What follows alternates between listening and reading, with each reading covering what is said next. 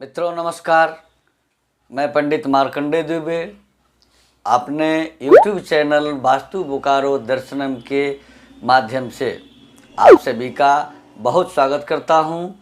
और आज देवगुरु बृहस्पति के 20 नवंबर 2020 से मकर राशि में गोचर पर मकर राशि के जातकों के साथ क्या शुभ और क्या अशुभ होने वाला है, इस चर्चा को लेकर आप सबों के सामने प्रस्तुत हूँ। मित्रों, देवताओं के गुरु बृहस्पति मकर राशि के जातकों के लिए ही नहीं, पूरी मानव के लिए, मानव समुदाय के लिए, मानव जाति के लिए हितैषी ग्रह माने गए हैं। मकर राशि के जातकों के 12वें भाव खर्च भाव के अधिपति और तीसरे भाव पराक्रम, भाई बंधु, नौकर चाकर, सहयोगी, इस भाव के अधिपति आपके राशि में, आपके लग्न में, जहाँ पहले से शनि देव विराजमान हैं।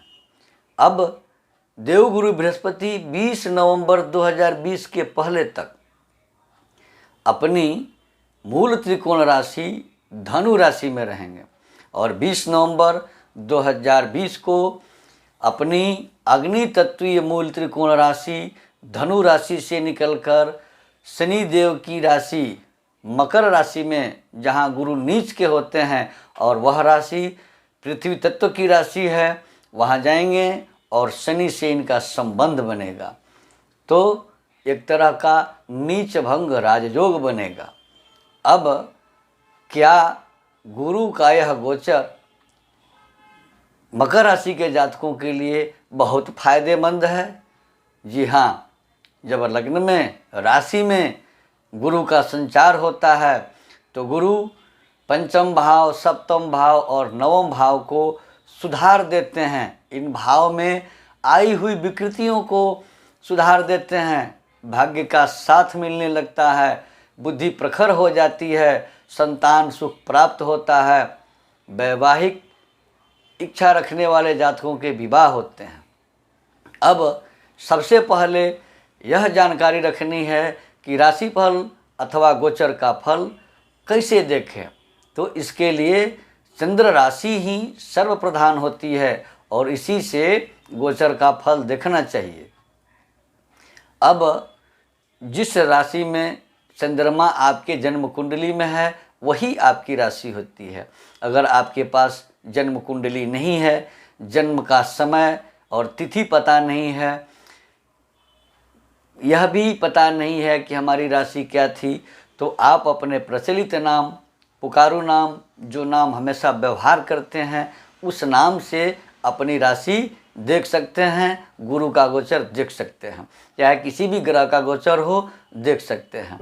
अब दूसरी बात कि क्या आपके कुंडली में गुरु नीच का है, अस्त का है, पाप पीड़ित है, निर्बल अवस्था में है या 6, 8, 12वें भाव में है, तो गुरु का यह गोचर जो अतिशय शुभ फल देने वाला है वो कुछ न्यून हो जाएगा।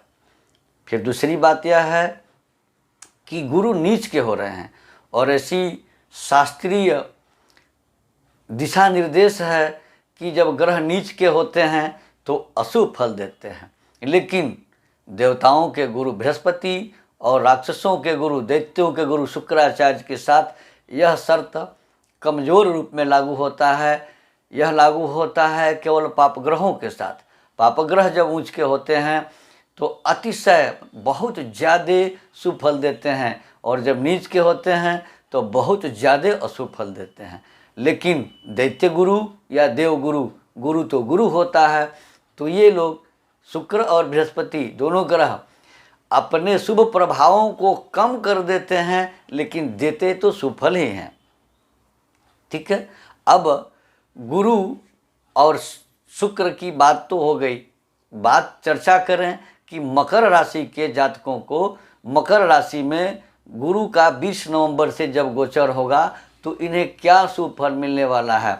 इस जानकारी के आरंभ करने के पहले हम आपसे निवेदन करेंगे कि यदि अब तक आपने हमारे चैनल वास्तु बोकारो दर्शनम को सब्सक्राइब नहीं किया है तो कृपया सब्सक्राइब जरूर कर लें, नोटिफिकेशन बेल भी दबा दें। वीडियो लाइक करें और अधिक से अधिक लोगों को शेयर करें ताकि ये जानकारी बहुतों के पास पहुँचे। मित्रों, केंद्रस्थ गुरु लग्न आपके राशि के प्रथम भाव में, आपके राशि में गुरु जब गोचर करते हैं, वैसे भी गुरु कुंडली के 5 भावों के कारक माने गए हैं, 5 भावों में प्रबल होते हैं और उसमें से पहला भाव है तन भाव। आपके राशि में गुरु का गोचर हो रहा है तो सबसे पहली और प्रबल दृष्टि गुरु की आपके संतान भाव पर पड़ेगी। जिन जातकों के संतान नहीं हैं या नहीं हो रहे थे, उन्होंने अगर इस अवधि में प्रयास किया, 2021 में प्रयास किया, तो उन्हें संतान की प्राप्ति होगी। अगर आपके पास कन्या संतान है तो पुत्र की इच्छा रखते हैं, पुत्र की प्राप्ति होगी। गुरु की दूसरी और उच्च दृष्टि सप्तम भाव पर है। अगर आप विवाह के इच्छुक हैं, विवाह नहीं हो रही थी, चूँकि इसके पहले तक गुरु आपके 12वें भाव में थे, बाधा कारक थे, विवाह और संतान, व्यापार इत्यादि में अड़चन डाल रहे थे, तो आपके विवाह सुनिश्चित हो सकते हैं। विवाहित हैं, वैवाहिक जीवन में थोड़ी सी तनाव थी, वो तनाव भी समाप्त हो जाएंगे। गुरु की तीसरी दृष्टि भाग्य भाव पर पड़ती है। आपको भाग्य का साथ मिलेगा, भाग्योदय होंगे, विदेश यात्राओं के योग बनेंगे। गुरु होता है, अंधकार से प्रकाश की तरफ ले जाने वाला होता है। थोड़ी सी परेशानी स्वास्थ्य पर आ सकती है, चूँकि प्रथम गुरु पूज्य होते हैं, तो जिस भाव में गुरु जाते हैं उस भाव को थोड़ा सा कमज़ोर करते हैं, तो स्वास्थ्य संबंधी बाधाएं आ सकती हैं। व्यय भाव के अधिपति होने के चलते खर्च बढ़ाएंगे। तो अपनी मानसिकता को ऐसी बना कर रखें कि आपका जो व्यय है वो शुभ कार्यों में हो, अशुभ कार्यों में न हो, क्योंकि गुरु बहुत अच्छे शुभ ग्रह हैं। पराक्रम भाव के अधिपति होने के चलते आपका पराक्रम बढ़ेगा, शिक्षा के क्षेत्र में सफलता मिलेगी, संतान से या संतान का सुख प्राप्त होगा। प्रतियोगी परीक्षाओं की तैयारी करने वाले विद्यार्थियों को परीक्षा में आशाजनक परिणाम प्राप्त होंगे। पराक्रम के बल पर उद्यम और व्यापार करना चाहते हैं तो गुरु वह भी उपलब्ध कराएंगे। पराक्रम के बल पर अगर आप विदेश जाने की तैयारी कर रहे थे और वो सफल नहीं हो रहा था तो वह भी सफल हो सकता है। लेकिन प्रथम गुरु पूज्य हैं, इसके लिए आपको बृहस्पतिवार के दिन केले के जड़ में जल जरूर डालना चाहिए और माथे पर केसर का तिलक लगाना चाहिए। संभव हो तो बृहस्पतिवार का व्रत करें, बृहस्पतिवार के दिन पीले वस्त्र अवश्य धारण करें। मित्रों, हमारे यहाँ वास्तु विजिट किया जाता है, जन्म कुंडली बनाई जाती है। हमारे यहाँ वाराणसी के सुयोग्य विद्वानों के द्वारा बड़े से बड़े यज्ञ और अनुष्ठान भी करवाए जाते हैं। हमारे यहाँ सभी प्रकार के प्रमाणिक रत्न और सभी प्रकार के प्राण प्रस्थित रुद्राक्ष भी उपलब्ध हैं। जिनकी नहीं सज्जन को इसकी आवश्यकता हो, कृपया स्क्रॉल पर दिए गए हमारे नंबर से संपर्क कर हमसे अपॉइंटमेंट लेकर के वास्तु विजिट करा सकते हैं, कुंडली दिखा सकते हैं, कुंडली बनवा सकते हैं। वाराणसी के विद्वानों के द्वारा यज्ञ और अनुष्ठान भी करवा सकते हैं। प्रमाणिक सभी प्रकार के रत्न और सभी प्रकार के प्राण प्रतिष्ठित रुद्राक्ष भी उचित मूल्य पर हमारे यहाँ से प्राप्त कर सकते हैं। धन्यवाद।